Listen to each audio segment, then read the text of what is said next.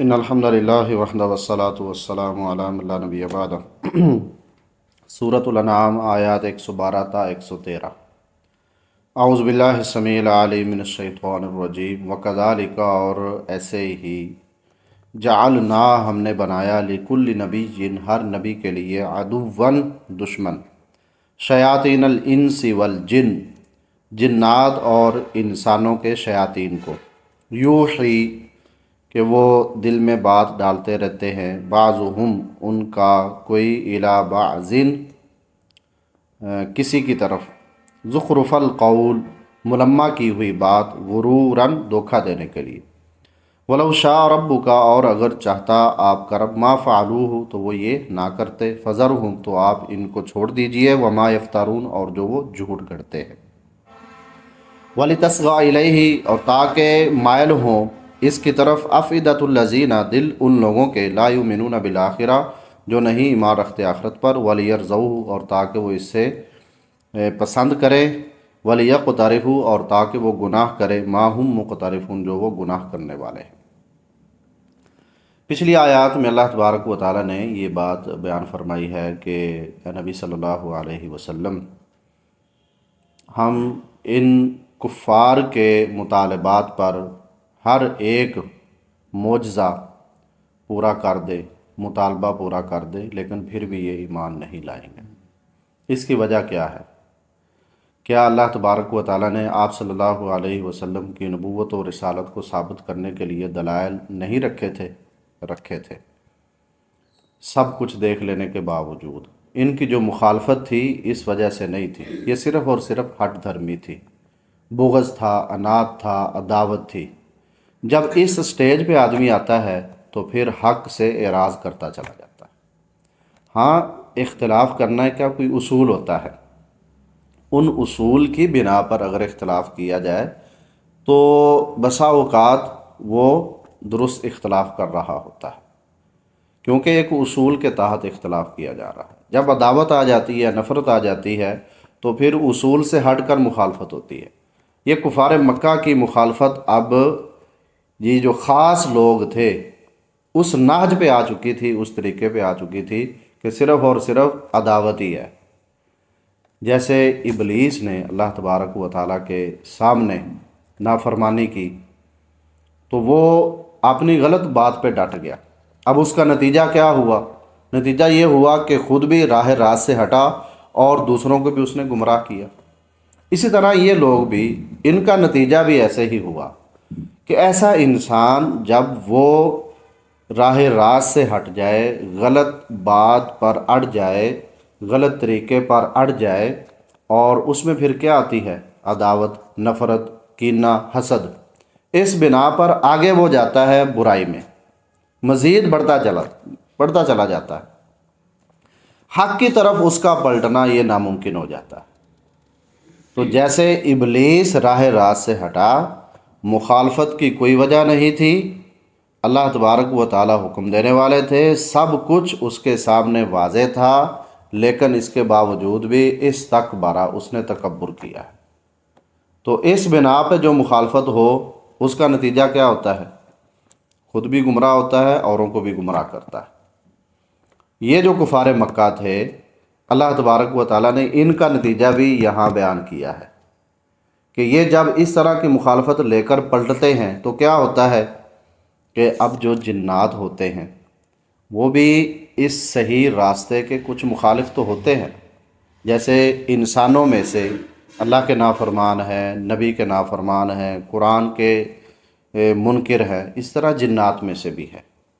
اب وہ کیا کرتے ہیں؟ وہ جنات بھی ایسے انسانوں کو اپنے ساتھ ملاتے ہیں اور وہ باتیں ان کے دلوں میں ڈالتے ہیں جو راہ راست سے دور کرنے والی ہوتی۔ ابھی آپ دیکھ لیں ایسے انسان کہ جو راہ ہدایت سے ہٹے ہوئے ہیں مخالفت کی وجہ سے۔ ایک مسلمان کی سستی ہے، وہ قرآن احکامات کے مطابق نہیں چلتا لیکن ایمان تو رکھتا ہے، اسلام کے ساتھ اس کا تعلق ہے، سستی کی وجہ سے کچھ اعمال سے پیچھے ہے، یہ اور بات ہے۔ ایک اسلام کی مخالفت کرتا ہے اور صحیح راستے پر چلنے والے جو لوگ ہیں ان کی مخالفت کرتا ہے، اب صحیح راستے کی مخالفت یا صحیح راستے پر چلنے والوں کی مخالفت، اس کا نتیجہ کیا ہوتا ہے کہ یہ انسان شیاطین کے شکنجے میں آ جاتا ہے۔ اب شیاطین کا کام کیا ہوتا ہے؟ دل میں وسوسے پیدا کرنا۔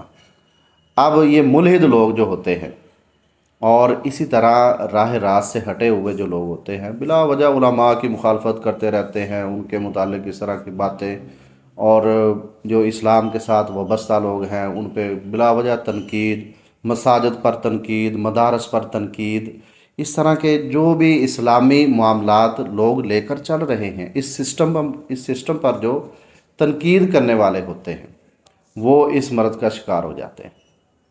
اب شیاطین ان کے دلوں میں مختلف فریب، مکر اور ہیلے اور مخالفت کی باتیں، نفرت، کینہ، حسد، وہ بہت شد و مد کے ساتھ ان میں بھر دیتے ہیں۔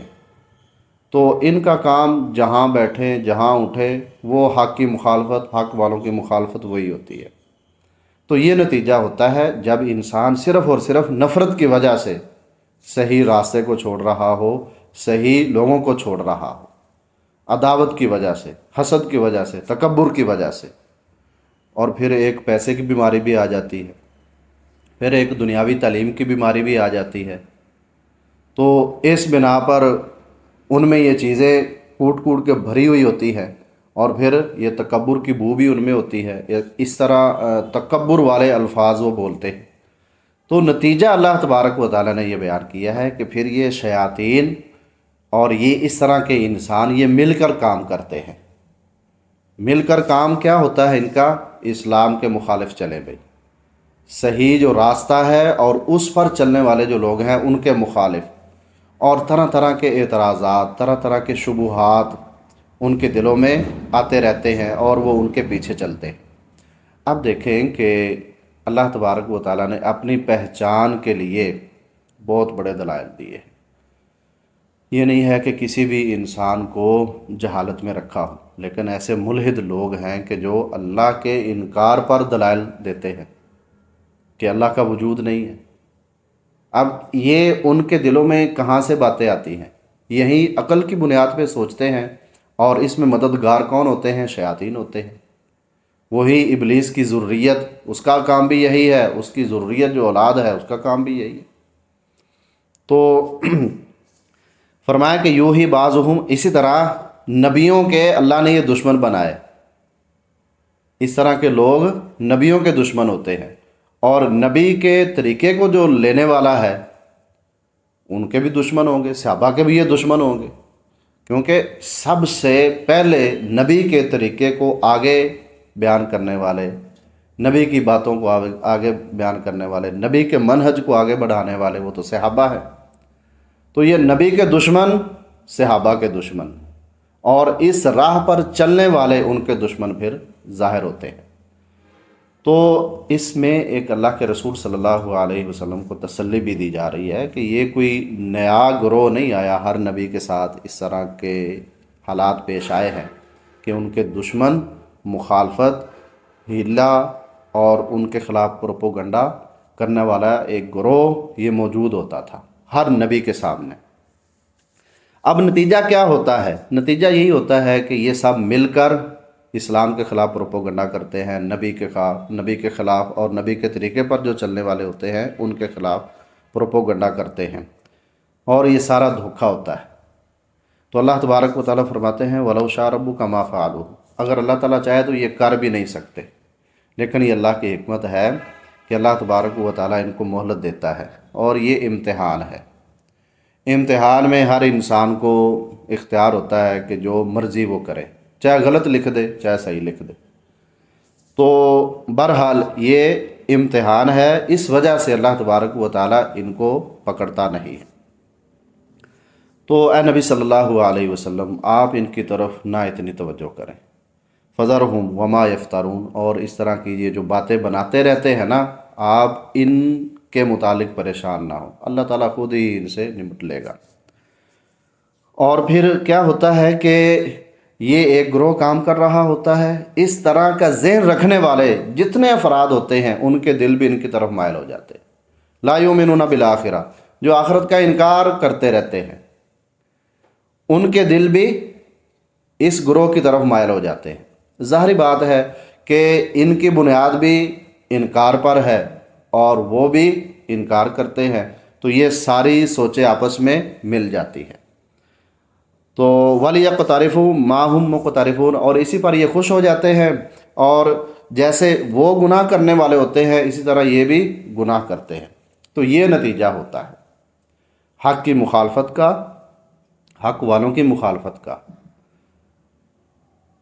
ایسی مخالفت کہ جس میں صرف اور صرف عداوت ہو، نفرت ہو، بغض ہو، حسد اور کینہ ہو۔ تو یہ مخالفت انسان کو حق سے بہت دور لے جائے گی، حق کی طرف یہ انسان کبھی بھی نہیں آ سکے گا۔ ہاں کوئی مسئلہ ہے تو اس کے متعلق بات چیت کی جائے، بیٹھا جائے، افہام و تفہیم کے ساتھ اس بات کو حل کیا جائے۔ بعض اوقات انسان خود غلطی میں ہوتا ہے، تو عقل کل تو انسانوں میں سے اب کسی کی بھی تسلیم نہیں کی جا سکتی۔ حرف آخر بات، اختلاف ہے تو وہ بیٹھ کے حل ہوگا۔ قرآن و حدیث کے صحیح دلائل اور قوی دلائل جس کے پاس ہے اس کی بات کو مان لیا جائے گا۔ تو بلا وجہ مخالفت، عداوت اور نفرت یہ انسان کو حق سے دور لے جاتی ہے، اور انسان میں اتنا ظرف ہونا چاہیے کہ اپنے مخالف کی اس بات کا بھی اعتراف کرے کہ جو وہ درست اور صحیح کر رہا ہے۔ ہاں وہاں مخالفت کرے کہ جہاں کوئی ایسی بات اس میں موجود ہے کہ جس کی وجہ سے مخالفت بنتی ہے، لیکن بہت ساری باتیں ایسے بھی ہوتی ہیں نا کہ جو درست ہوتی ہیں، تو ان کی تعریف ہمیشہ لوگ نہیں کرتے۔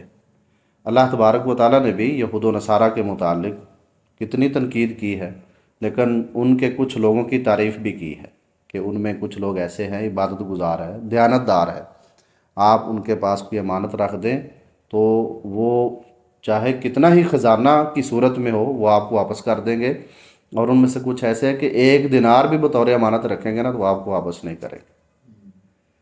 تو بہرحال مخالفت صرف اور صرف عداوت، نفرت اور حسد کی نہیں ہونی چاہیے، اصولی ہو تو اس میں سمجھ آ جاتی ہے۔ اللہ تبارک و تعالی ہمیں ہدایت اور اس کے مطابق عمل کی توفیق عنایت فرمائے۔ وما علیہ الا البلاغ۔